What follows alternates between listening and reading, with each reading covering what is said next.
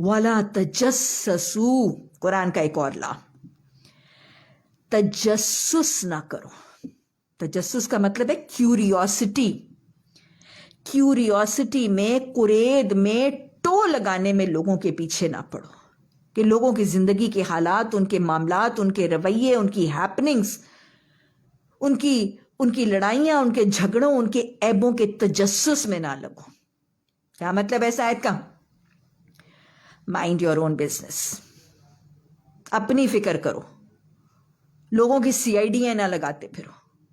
वो जो ऐबों में भी कहा था ना, रहे देखते औरों के ऐबों, हुनर पड़ी अपने ऐबों पे जब नजर, जहां में कोई बुरा ना रहा। यहां पे भी कहा जा रहा है लोगों का तजस्सुस और कुरेद और टो ना करते फिरो। आई रिपीट अगेन, ज्यादा सीआईडी ना लगाते फिरो। तजस्सुस करना वो ताक झांक की शक्ल में है, लोगों के घरों में ताक झांक करना। पीछे हम पढ़ चुके हैं कि अगर कोई किसी के घर में झांके तो तू पत्थर मार के उसकी आंख फोड़ दे तो तुझ पर कोई मुआवजा नहीं। ये ताक झांक तजस्सुस ही तो हो क्या रहा है, जरा मैं देखूं तो सही।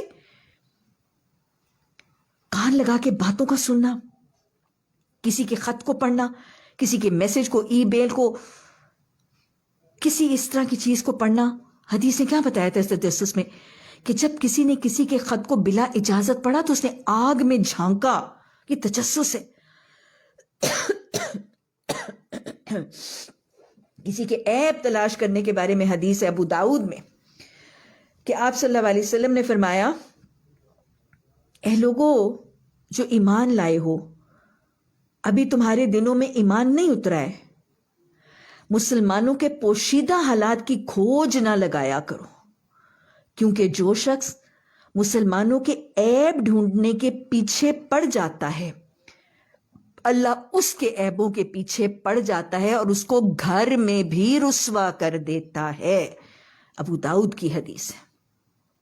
इसी तरह अबू दाऊद में से मिलते जुलते अल्फाज हैं हजरत मुआविया रजी अल्लाह तआला अन्हु की रवायत से, तुम अगर लोगों के मख्फी यानी पोशीदा, छुपे हुए, सीक्रेट, तुम अगर लोगों के मख्फी हालात मालूम करने के पीछे पड़ोगे तो उनको बिगाड़ दोगे या कम से कम बिगाड़ के पीछे पहुंचा दोगे। इसी तरह एक और हदीस के अल्फाज हैं, जब किसी के बारे में तुम्हें कोई बुरा गुमान हो जाए तो उसकी तहकीक ना करो।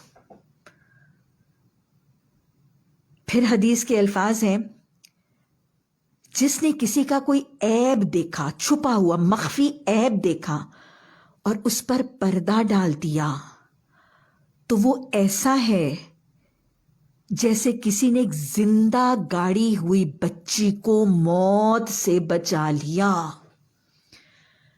यानी ऐब की तशहीर की वजह से तो वो शख्स बेइज्जत और जलील और रुस्वा होकर शायद जीते जी मर जाएगा।